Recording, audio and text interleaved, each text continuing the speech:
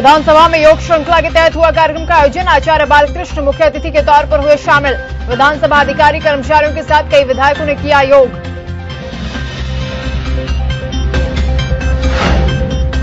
कोटद्वार में सेना में भर्ती भावी जवानों के लिए निःशुल्क भोजन आवास की व्यवस्था दुरुस्त। वन मंत्री डॉक्टर हरक सिंह रावत ने की भावी जवानों की सराहना।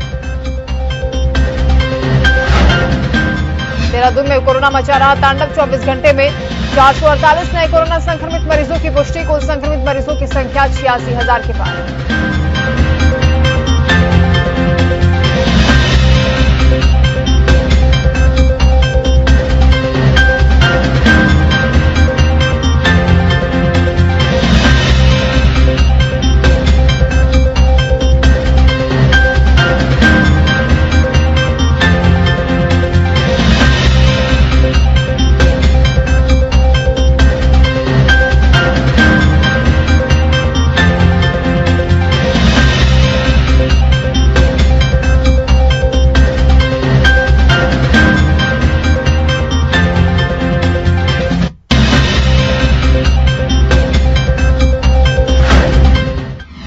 उत्तराखंड की खबरों में आपका स्वागत है। आपके साथ में वंदना सरोहे। उत्तराखंड विधानसभा के शीतकालीन सत्र के पहले दिन की कार्यवाही संपन्न हो गई है। सत्र की शुरुआत सुबह 11 बजे हुई। सदन में इससे पहले दिवंगत 5 विधायकों को भावभीनी श्रद्धांजलि दी गई, जिसमें सत्ता पक्ष के विधायक सुरेंद्र सिंह जीना, पूर्व विधानसभा उपाध्यक्ष अनुसुईया प्रसाद मैखुरी, पूर्व विधायक तेजपाल सिंह पवार और स्वर्गीय विधायक सुंदरलाल मंगरवाल को भावभीनी श्रद्धांजलि दी गई। इस दौरान सभी विधायकों ने अपने अपने वक्तव्य रखे।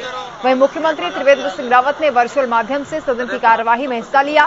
साथ ही दिवंगत विधायकों को उन्होंने श्रद्धांजलि भी अर्पित की। इसके साथ ही सदन के पटल पर राज्य का अनुपूरक बजट भी रखा गया। संसदीय कार्य मंत्री मदन कौशिक ने बताया कि अनुपूरक बजट पर विस्तार से सदन में आज चर्चा होगी। इस बार का अनुपूरक बजट 4,063 करोड़ 89 लाख का होगा, जिस पर कल यानी चर्चा आज की जाएगी। सदन के पटल पर कल ही अनुपूरक बजट रखा गया है, जिस पर आज चर्चा होगी। 23 दिसंबर तक सत्र चलेगा।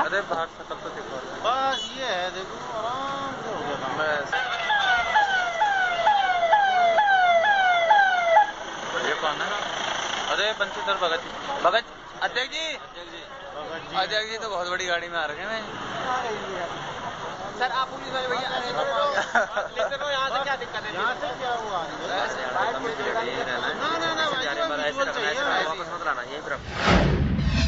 वहीं देहरादून विधानसभा में योग श्रृंखला के तहत 31वां कार्यक्रम आयोजित किया गया। कार्यक्रम में पतंजलि योगपीठ के महामंत्री आचार्य बालकृष्ण मुख्य अतिथि के तौर पर शामिल हुए।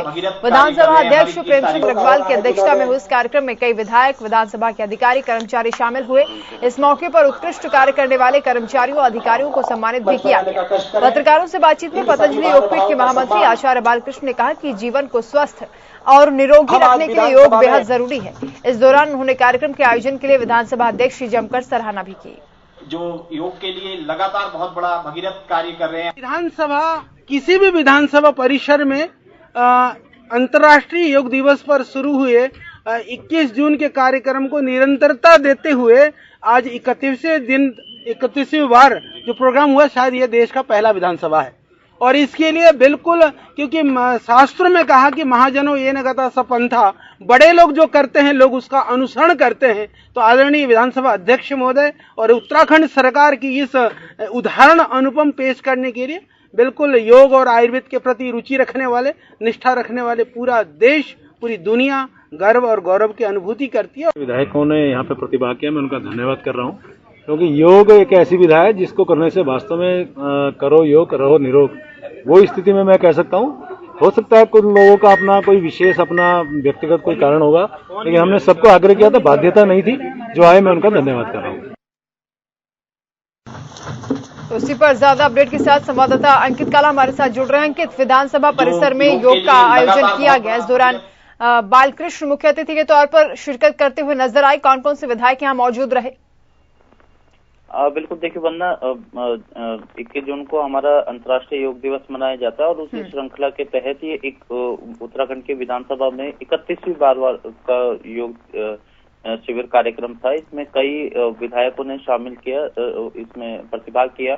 इसमें रितु खंडूरी थी विधायक, इसके अलावा पौड़ी के विधायक थे, कई ऐसे विधायक थे जो इसमें शामिल हुए। खुद विधानसभा अध्यक्ष प्रेमचंद अग्रवाल की अध्यक्षता में पूरा कार्यक्रम हुआ और इसमें इस कार्यक्रम के माध्यम से जो योग की महत्ता है और जिस तरीके से कोविड-19 महामारी ने पूरी देश और दुनिया को परेशान किया हुआ है, उस बीच में योग हमारे लिए कितना महत्वपूर्ण है, शरीर के लिए कितना स्वास्थ्यप्रद है, इन सब बिंदुओं को लेकर के आचार्य बालकृष्ण ने योग की महत्ता को बताया और इसके साथ साथ कई ऐसे आसन बताए जिससे कि हम लोग स्वस्थ रह सकते हैं। और पत्रकारों से बातचीत में भी उन्होंने जनता से अपील करी कि अधिक से अधिक योग को अपनाएं और योग ही एक ऐसा साधन है जिससे कि हम अपनी इम्यूनिटी को और भी ज्यादा बेहतर बना सकते हैं और अगर इम्यूनिटी बेहतर होगी तो कहीं ना कहीं हमें रोगों से लड़ने की भी ताकत मिलेगी।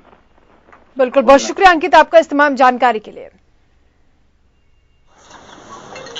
तो विधानसभा में योग श्रृंखला का आयोजन हुआ, तस्वीरें आपको दिखा रहे हैं। आचार्य बालकृष्ण चीफ गेस्ट के तौर पर कार्यक्रम में शिरकत करते हुए नजर आए। विधानसभा अध्यक्ष प्रेमचंद अग्रवाल ने कार्यक्रम के अध्यक्ष हम आज विधानसभा में वहीं कोटद्वार में भारतीय जनता पार्टी युवा मोर्चा के जरिए सेना में भर्ती होने वाले भावी जवानों के लिए निःशुल्क भोजन आवास व्यवस्था शुरू कर दी गई है। बीते 3 सालों से व्यवस्था चलाई जा रही है। गढ़वाल के 6 जिले पौड़ी, गढ़वाल, चमोली, टिहरी, उत्तरकाशी, हरिद्वार, देहरादून इसमें शिरकत कर रहे हैं। 2 समय के भोजन और रहने की व्यवस्था 20 दिसंबर से 2 जनवरी तक रहेगी। वहीं वन मंत्री डॉक्टर हरक सिंह रावत भारतीय जनता पार्टी युवा की तरफ से लगाए गए निःशुल्क लंगर में सेना भर्ती में आए युवाओं को भोजन परोसते हुए नजर आए। वन मंत्री डॉक्टर हरक सिंह रावत ने कहा कि अक्सर भर्ती के दौरान युवाओं की भीड़ अधिक हो जाती है। इस भीड़ का बहुत से लोग नाजायज फायदा उठाते हैं, इसलिए हमने गुरुद्वारा वेडिंग पॉइंट स्थानीय व्यापारियों से अपील की है उचित दामों पर भोजन की व्यवस्था की जाए।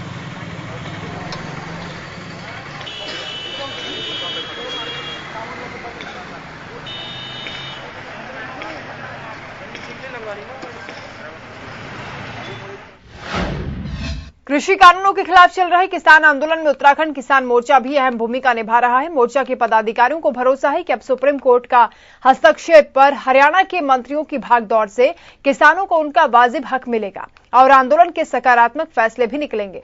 इसी पर हिंदी खबर संवाददाता जसवीर सिंह ने किसान मोर्चा के जिला अध्यक्ष महकार सिंह से बातचीत की, सुनिए। कृषि कानूनों के खिलाफ चलाए जा रहा आंदोलन को आज 28 दिन बीत गए हैं। दिल्ली में कई किसान संगठन लगातार आंदोलन कर रहे हैं। उत्तराखंड से भी उत्तराखंड किसान मोर्चा का समर्थन है और वहां कई नेता समर्थन देने के लिए पहुंचे हुए हैं। हमारे साथ में जुड़े हुए हैं उत्तराखंड किसान मोर्चा के जिलाध्यक्ष चौधरी महकार सिंह। अब क्या स्थिति है, उत्तराखंड किसान मोर्चा अब आगे क्या प्लान लेकर के इस आंदोलन को सपोर्ट कर रहा है, बात करेंगे। जिलाध्यक्ष जी, जिस तरह से अब आंदोलन के 28 दिन बीत गए हैं, आगे क्या है, किस तरह से आगे इसमें न सरकार पीछे हट रही है न किसान पीछे हट रहे हैं, कैसे निकलेगा समाधान, क्या है तैयारी? अब जो किसानों का एक लंबा संघर्ष दिल्ली में चल रहा था, इसमें एक उम्मीद जगी माननीय सुप्रीम कोर्ट की मध्यस्थता जो हुई है माननीय सुप्रीम कोर्ट ने कि आप बीच में आने से एक रास्ता ये निकला कि अब एक उम्मीद जगी कि माननीय सुप्रीम कोर्ट की देखरेख में सरकार के और किसानों के बीच में अब हो सकता है 1-2 दिन में वार्ता हो और जिसका सुपरविजन माननीय सुप्रीम कोर्ट करेंगे। तो अब उम्मीद जगी, कुछ मुख्यमंत्री भी लग रहे हैं, हरियाणा का उप मुख्यमंत्री दुष्यंत चौटाला भी लग रहा है कि इसका समाधान निकला। तो 1-2 दिन से उम्मीद जगी कि निकट भविष्य में 1-2 दिन में ये जो है आंदोलन अपने जिस उद्देश्य के लिए दिल्ली में चला था उसे पूरा कर ले। अच्छा, जिस तरह से बीच में ये भी आरोप लगते रहे हैं कि इस आंदोलन को हाईजैक कर लिया गया है, खासतौर पर कुछ लेफ्ट और अन्य संगठन इसमें घुस गए हैं और एक पोस्टर भी लगा था जिसमें कई ऐसे लोग थे जो जेलों में बंद हैं, यानी कि जिन पर देशद्रोह के मुकदमे दर्ज हैं। इसे लेकर के क्या मतलब आपको लगता है कि मतलब इसमें किसान आंदोलन थोड़ा बदनाम भी हुआ है? देखो, इस चीज़ को तो कभी सही नहीं ठहराया जा सकता। देश विरोधी लोग जो ये काम करते हैं उसे कोई भी संगठन, देश के जितने भी सैकड़ों संगठन दिल्ली में आज हैं, वो इसे कभी भी अच्छा नहीं मानते। और हम उत्तराखंड से उत्तराखंड किसान मोर्चा भी किसी भी आंदोलन में असामाजिक तत्व घुसे उसे कभी अच्छा नहीं मान सकते और हम तो इसकी निंदा करें कि असामाजिक तत्व कभी भी ना हो। और ना सैकड़ों जो संगठन दिल्ली में हैं वो किसी भी राजनीतिक नेता को, राजनीतिक पार्टी को अपनी मंच तक आने देना चाह रहे। तो ये है कि कुछ ऐसे शरारती तत्व हो जो संगठन को, जो इतनी बड़ी लड़ाई दिल्ली में लड़ी जा रही है, उसे दिशाहीन करने का प्रयास करते हैं। तो इससे संगठन दिशाहीन नहीं होगा और सभी संगठन इसकी निंदा करते हैं, कोई उसे सपोर्ट नहीं करता। कोई सपोर्ट नहीं करता है। तो आपने सुना किसान मोर्चा के जिलाध्यक्ष महकार सिंह साफ तौर पर कह रहे हैं कि जिस तरह से बीच में कुछ एलिमेंट्स की घुसपैठ हुई थी और ये चर्चा आम हो गई थी। तो उसमें कहीं ना कहीं किसानों ने सूझबूझ से काम लिया और ऐसे लोगों को खुद ही आंदोलन से अलग करने और सरकार को साफ तौर पर यह भी कहा है कि वो केवल और केवल किसान हित की बात करने वाले लोगों को ही आंदोलन में कहीं ना कहीं हिस्सा लेने देंगे। तो अब आने वाले वक्त में एक बात और इन्होंने कही है कि जिस तरह सुप्रीम कोर्ट ने इसमें बीच में आकर के एक रास्ता निकालने की कोशिश की है, अब कुछ अन्य नेता भी जुटे हैं। हो सकता है कि आने वाले दिनों में जल्दी ही कोई एक सीधा रास्ता निकल जाए जिससे कहीं ना कहीं किसानों का जो आंदोलन है वो अपना उद्देश्य पाले और किसानों को इसका लाभ मिल सके। जसवीर सिंह, हिंदी खबर, रक्सौल। वहीं उत्तराखंड में कोरोना ने फिर रफ्तार पकड़ ली है। बड़ी खबर आपको बता रहे हैं, उत्तराखंड में 448 नए कोरोना संक्रमित मरीजों की पुष्टि हुई है। कोरोना के कुल संक्रमित मरीजों की संख्या 86,000 के पार हो गई है। राज्य में अब तक 86,765 संक्रमित मरीजों की पुष्टि हो चुकी है। राज्य में 1,013 कोरोना संक्रमित मरीज ठीक हुए हैं। 78,686 संक्रमित मरीज अभी तक स्वस्थ हो चुके हैं। 90% से ज्यादा कोरोना संक्रमित मरीज ठीक हो रहे हैं। राज्य में फिलहाल कोरोना के कुल 5,584 एक्टिव केस हैं। 13 कोरोना संक्रमित मरीजों की मौत हुई है। 1,426 संक्रमित मरीज अभी तक दम तोड़ चुके हैं। देहरादून में कोरोना तांडव मचा रहा है। 24 घंटे में 448 नए कोरोना संक्रमित मरीजों की पुष्टि हुई है। 86,000 के पार प्रदेश में आंकड़ा पहुंच गया है। अंकित काला संवाददाता हमारे साथ जुड़ रहे हैं। अंकित, क्या ताजा अपडेट है? देखिए बंदा, उत्तराखंड में जिस तरीके से कोरोना का ग्राफ बढ़ रहा है और सोमवार को भी 448 नए मरीजों में कोरोना संक्रमण की पुष्टि हुई है। एक अच्छी बात यह है कि जो स्वस्थ होने वाले मरीज है उनका भी आंकड़ा लगातार बढ़ रहा है और करीब करीब 1,013 जो मरीज है वो स्वस्थ भी हुए हैं सोमवार के दिन। तो अगर हम स्वस्थ हुए मरीजों का आंकड़ा देखेंगे वरना तो करीब करीब 78,636 मरीज जो है अब तक स्वस्थ भी हुए हैं। दूसरी चिंता की बात यह है कि जिस तरीके से मरीजों का आंकड़ा बढ़ रहा है वो 86,000 के पार हो गया है। 86,765 मरीजों में अब तक कोरोना की पुष्टि हो गई और रोजाना ये मामले जो है वो बढ़ते हुए नजर आ रहे हैं। तो जिस तरीके से सर्दियों का सितम भी बढ़ रहा है और उसी बीच जो कोविड के जो मामले हैं वो तेजी से बढ़ रहे हैं, उसकी वजह से काफी हद तक चिंता बढ़ गई है। इसको लेकर के मुख्यमंत्री ने भी समीक्षा बैठक ली थी और समीक्षा बैठक के दौरान सभी अधिकारियों को दिशा निर्देश देते कि जो भी लोग लापरवाही बरते उनके खिलाफ सख्त कार्रवाई की जाए। इसके अलावा भी जो विभाग की ओर से कार्रवाई की जा रही है, लेकिन उसके बावजूद भी मामले लगातार बढ़ रहे हैं। हालांकि अगर हम रिकवरी रेट को देखें तो वो बेहतर है, लेकिन अभी भी सावधानी ही सबसे बड़ा हथियार जो है वो आम जनमानस के लिए रहेगा। तो सरकार की तरफ से भी अपील की जा रही है कि लोग मास्क पहने, सोशल डिस्टेंसिंग का पालन करें और जितना हो सके सैनिटाइजेशन का पूरा ध्यान रखें। बहुत शुक्रिया अंकित आपका इस तमाम जानकारी के लिए।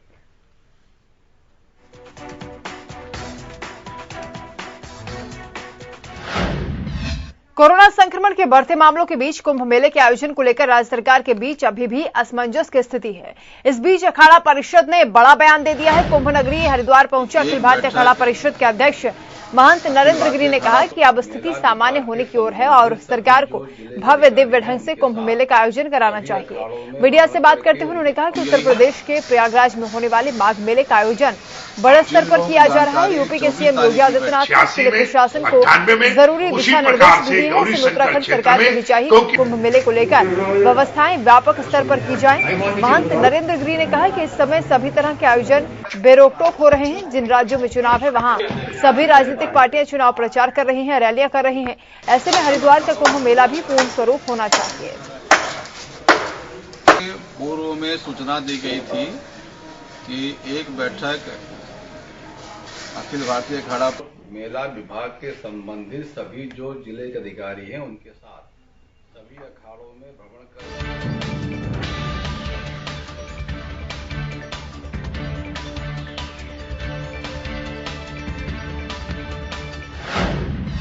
वहीं लक्सर के बसेड़ा गांव में गोलियां बरसाकर एक युवक की निर्मम हत्या कर दी गई। साथ ही युवक को गंभीर घायल भी कर दिया गया। मौके पर भारी विरोध हंगामे के बीच करीब 4 घंटों बाद पुलिस ने मृतक के शव को कब्जे में लिया, पोस्टमार्टम के लिए भेजा। मृतक के परिजन पुलिस को ही जिम्मेदार बता रहे हैं। उनका कहना है कि आरोपी पिछले करीब 2 सालों से गांव में उत्पात मचा रहे थे। खासतौर पर उनके परिवार को प्रताड़ित किया जा रहा था। उनकी एक युवती के साथ भी लगातार बदतमीजी की जा रही थी। इसकी कई बार शिकायतें भी की गई, लेकिन पुलिस ने कभी भी मामले को गंभीरता से नहीं ली। एक युवक की गोलियों से भूनकर निर्मम हत्या कर दी गई है। 4 घंटे की मशक्कत के बाद शव को कब्जे में लिया गया। परिजनों ने पुलिस पर ही लापरवाही के आरोप लगाए हैं।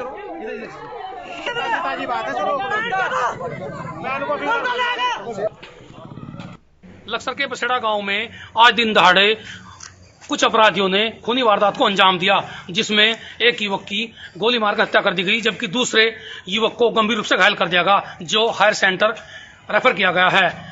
करीब 4.5 घंटे तक परिजनों ने डेड बॉडी को उठने नहीं दिया। ऐसे में कई थानों की पुलिस मौके पर बुलाई गई और आला अधिकारी भी पुलिस के मौके पर आ गए थे। फिर करीब 4.5 घंटे की मशक्कत के बाद पुलिस ने आखिरकार डेड बॉडी को कब्जे में लेकर पोस्टमार्टम भेजने में कामयाबी पा ली। लेकिन एक सवाल बड़ा ये खड़ा हो गया है कि जिस तरह परिजनों ने पुलिस पर आरोप लगाए हैं, वो कहीं ना कहीं पूरे महकमे को शर्मसार कर रहे हैं। परिजनों का यह कहना था कि जो आरोपी हत्यारे हैं वो पिछले 2 दिन से लगातार तमंचे लेकर फायरिंग कर रहे थे और उन्हें डरा धमका रहे थे। ऐसे में कोई कार्रवाई क्यों नहीं की गई है? अब भी गंभीर आरोप लगाए गए हैं कि पुलिस पिछले 1 साल से जितनी बार भी ऐसे मामलों में शिकायत की गई, कोई कार्रवाई नहीं कर पा रही थी। हालांकि उल्टे शिकायतकर्ताओं को ही डरा धमका जा रहा था। जसवीर सिंह, हिंदी खबर, लक्सर। खबर जोशीमठ से है। ग्राम सभा हेलंग के ग्रामीणों ने अपनी विभिन्न मांगों को लेकर टीएचडीसी कंपनी का घेराव किया। डैम साइड का काम भी रुकवा दिया है। ग्रामीणों का कहना है कि टीएचडीसी कंपनी के जरिए जल विद्युत परियोजना निर्माण कार्य किया जा रहा है, जिसमें ग्राम सभा हेलंग की कई हेक्टेयर भूमि अधिग्रहित की गई है, जिससे ग्राम सभा हेलंग पूर्ण रूप से प्रभावित है। उनका यह भी कहना है कि कंपनी की ओर से सन 2008 से सड़क के सपने दिखाए जा रहे हैं, जो अभी तक धरातल पर नहीं उतरे। कंपनी के जरिए उन्हें परियोजना के शुरुआती दौर में यानी 2008 में सड़क बनाकर देने का लिखित आश्वासन भी दिया गया था, लेकिन इसके बाद कंपनी के उच्च अधिकारी ग्रामीणों की भावनाओं के साथ खिलवाड़ कर रहे हैं।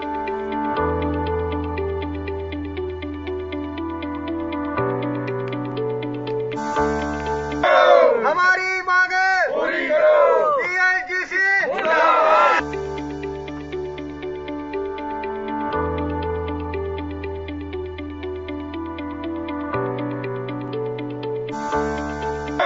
हमारी मांगे। वहीं बदमाशों का आतंक लगातार देखा जा रहा है, जहां एक महिला को घायल करने के बाद बदमाश मौके से फरार हो गया। घायल महिला के भाई ने पुलिस को सूचना दी। सूचना पर पहुंची पुलिस ने घटनास्थल का जायजा लिया। उन्होंने बताया कि अब महिला खतरे से बाहर है। पीड़ित परिजनों की तरफ से अज्ञात बदमाशों के खिलाफ तहरीर दी गई है। इसके आधार पर मुकदमा दर्ज किया गया, साथ ही घटना की जांच भी शुरू हो गई है। तो महिला को रुड़की में गोली मारी गई है। अज्ञात बदमाशों ने महिला वकील पर हमला किया। महिला वकील के भाई ने पुलिस में शिकायत की है। फिलहाल महिला खतरे से बाहर बताई जा रही है। अस्पताल में उसे भर्ती कराया गया है।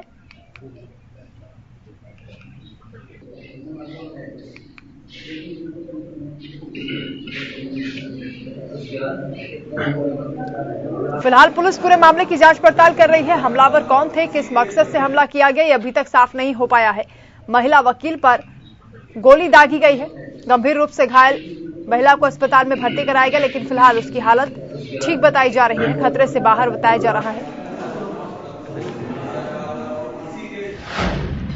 वहीं हरिद्वार कोतवाली क्षेत्र के ऋषिकुल के पास कॉलोनी में एक मासूम के साथ दरिंदगी की घटना हुई। मासूम की गला घोटकर हत्या कर दी गई। मासूम की लाश उसके घर के कुछ ही दूरी पर एक मकान में मिली। मासूम को रस्सियों से बांधा हुआ था। दुष्कर्म की आशंका जताई जा रही है। मामले का पता चलते ही मौके पर भारी संख्या में लोग इकट्ठा हो गए। घर को तोड़फोड़ कर कार को भी तोड़ दिया। बार बार इस मकान को तोड़ो, मकान को तोड़ो, मकान को तोड़ देगा।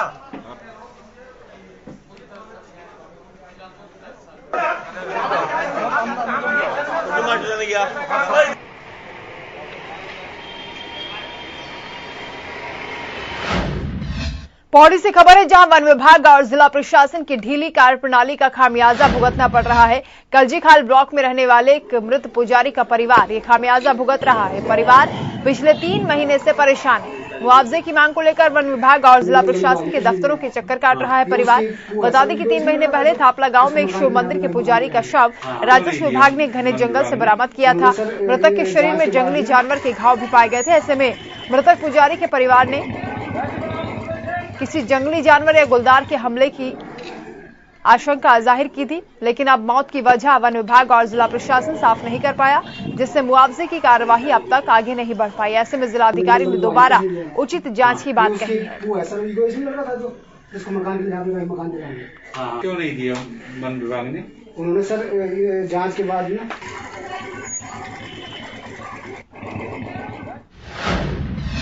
वही खबर बेरीनाग से है। तहसील मुख्यालय से 12 किलोमीटर दूर जाखरावत में लंबे समय से गुलदार का आतंक बना हुआ है। एक जानवर को मारने के दौरान गुलदार को कलमट में नीचे ग्रामीणों ने बंधक बना दिया, जिसके बाद वन विभाग से ग्रामीणों ने गुलदार को पकड़ने की मांग की।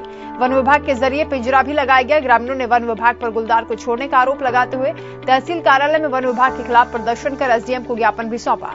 ग्रामीणों ने आरोप लगाया कि देर रात को गुपचुप तरीके से गुलदार को छोड़ दिया गया, उसके बाद फिर से गुलदार इलाके में देखा गया, जिससे ग्रामीणों में भय व्याप्त हो गया है। लंबे समय से पूरे इलाके में गुलदार का आतंक बना हुआ है। ग्रामीणों ने वन विभाग पर ही लापरवाही का आरोप लगाया। जल्द ही गुलदार को पकड़ने की मांग भी की है।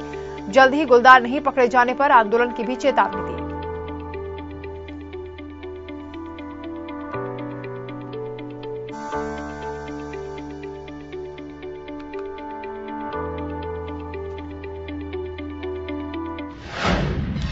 खबर जोशीमठ से है, जहां गोविंद घाट रेंज के अंतर्गत एक मादा भालू और उसके बच्चे के पीछे कुछ कुत्ते पड़ गए, जिसके बाद दोनों भालू जंगल से निकलकर शहरी इलाके से होते हुए नदी के किनारे जा निकले। इस दौरान मादा भालू घायल भी हो गई। मादा भालू घायल अवस्था में गोविंद घाट गुरुद्वार के पास पड़ी हुई थी। वन विभाग को सूचना मिली। वन विभाग की टीम मौके पर पहुंची।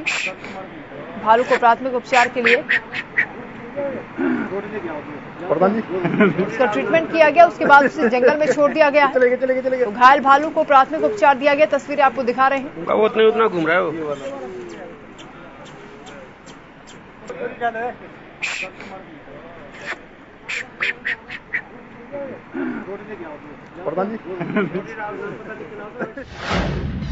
उत्तराखंड वासियों के वन अधिकारों को लेकर मुखर वन अधिकार आंदोलन के प्रणेता और उत्तराखंड कांग्रेस के पूर्व प्रदेश अध्यक्ष किशोर उपाध्याय ने हल्द्वानी में मीडिया से बातचीत करते हुए कहा कि वन क्षेत्रवासियों को उनके हक से वंचित करना उनके साथ अन्याय है। लिहाजा उनके हितों को ध्यान में रखते हुए सरकारों को जंगलों के कानूनों में संशोधन करना चाहिए, ताकि वो अपना जीवन सरलता सहजता से जी सके। किशोर उपाध्याय ने यह भी कहा कि बिजली पानी हमारा वन अधिकार है, क्योंकि ये हमारे हकों का हिस्सा है। इसी तरह हमारे वन अधिकार की 9 प्रमुख मांगे हैं, जिनमें बिजली पानी समेत प्रत्येक परिवार को सिलेंडर, घर बनाने के लिए रेता बजरी और लकड़ी का हकूक समेत जानवरों के हमले में मौत होने पर न्यूनतम 25 लाख क्षतिपूर्ति मिलनी चाहिए। इसके अलावा वन अधिकार की भी मांग है, जिसे लेकर हम लड़ाई लड़ रहे हैं।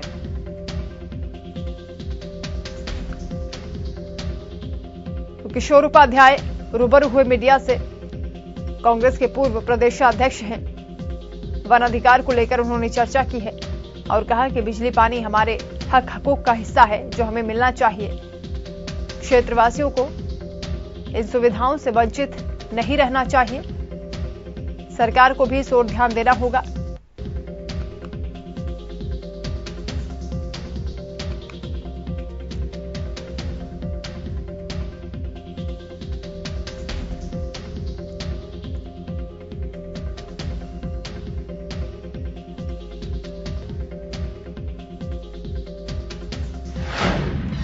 कोरोना महामारी का प्रकोप लगातार जारी है। लक्सर इलाके में बीते 2 दिनों में आधा दर्जन से ज्यादा कोरोना के केसेस सामने आए हैं। इनमें लक्सर खंड शिक्षा अधिकारी कार्यालय का एक कर्मचारी भी शामिल है। कर्मचारी के कोरोना पॉजिटिव आने से शिक्षा विभाग में हड़कंप मचा है। स्वास्थ्य विभाग ने सभी कोरोना पॉजिटिव लोगों को होम आइसोलेट कर दिया है। वहीं खंड शिक्षा अधिकारी कार्यालय को 3 दिन के लिए सील कर दिया गया है।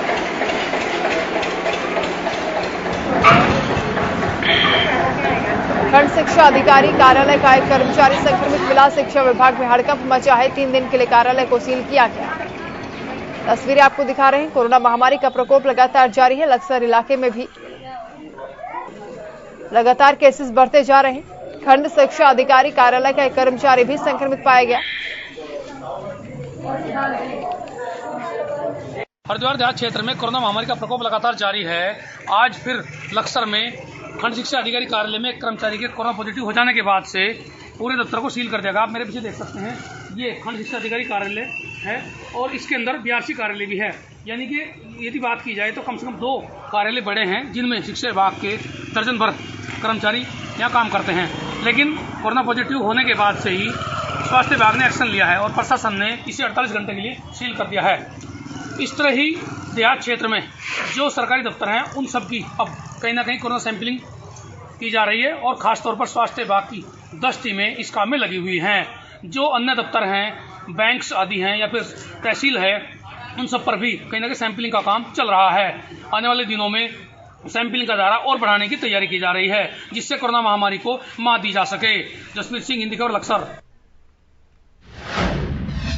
पूरी दुनिया में कोहराम मचाने वाले कोरोना का एक नया रूप सामने आ रहा है। खबर है कि ब्रिटेन में कोरोना का नए वायरस से हाहाकार मचा हुआ है। यह वायरस संक्रमण के मामले में मूल कोविड वायरस से 70% ज्यादा तेज है। कई देशों ने ब्रिटेन के फ्लाइट्स पर भी रोक लगा दी है। खतरे को भांपते हुए भारत में भी इस पर मंथन शुरू हो गया है।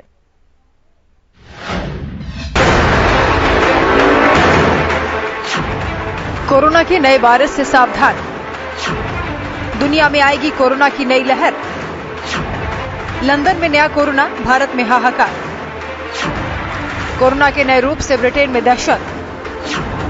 70% से ज्यादा तेज है कोरोना का नया प्रकार। लंदन में फिर से लॉकडाउन, हर तरफ कोहराम। ब्रिटेन की यात्रा पर कोरोना का साया।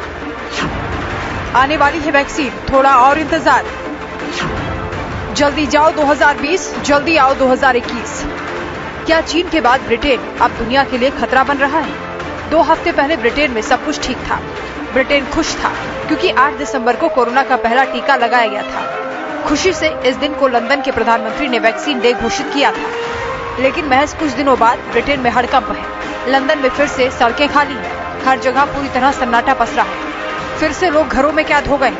क्रिसमस जैसे मौके पर लोग घरों में ऐसे दुबके होंगे, इससे पहले सोचना भी मुश्किल था। कोरोना के नए रूप के वायरस को रोकने के लिए सरकार ने सख्त लॉकडाउन लगा दिया है। राजधानी लंदन समेत कई जगह कोरोना का नया प्रकार सामने आया है, जो ज्यादा तेजी से फैल रहा है। वैक्सीन आने की खबर से जब कोरोना वायरस को लेकर लोगों के मन में डर दूर होता नजर आ रहा था, ब्रिटेन में वायरस के नए रूप ने एक बार फिर से दुनिया को चिंता में डाल दिया है। ब्रिटेन में कोरोना वायरस का नया स्ट्रेन मिला है, जिसे बेहद संक्रामक बताया जा रहा है। कई देशों ने पहले ही यूके जाने वाली सारी फ्लाइट्स पर बैन लगा दिया है। भारत में भी ब्रिटेन के वायरस के नए रूप को लेकर चिंता का माहौल है। दिल्ली के सीएम अरविंद केजरीवाल ने ट्वीट कर केंद्र सरकार से फ्लाइट्स पर रोक लगाने की मांग की थी।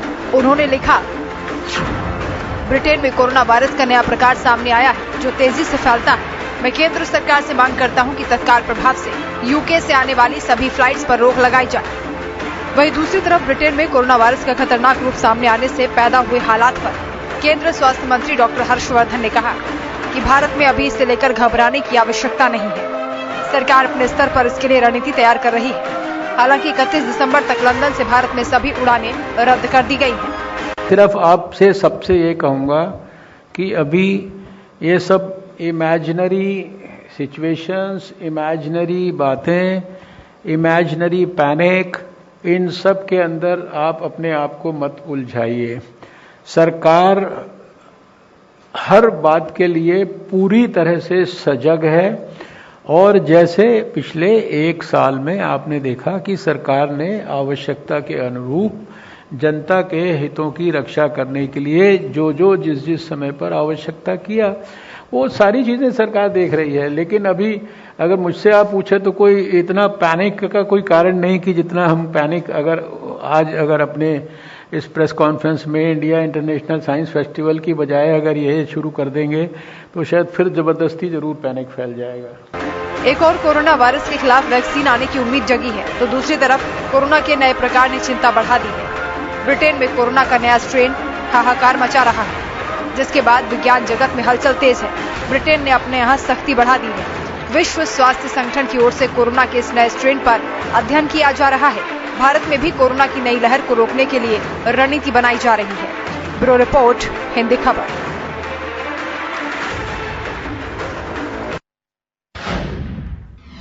चलिए इसी के साथ फिलहाल इस बुलेटिन में इतना ही। आगे भी खबरों का सिलसिला जारी है, देखते रहिए हिंदी खबर।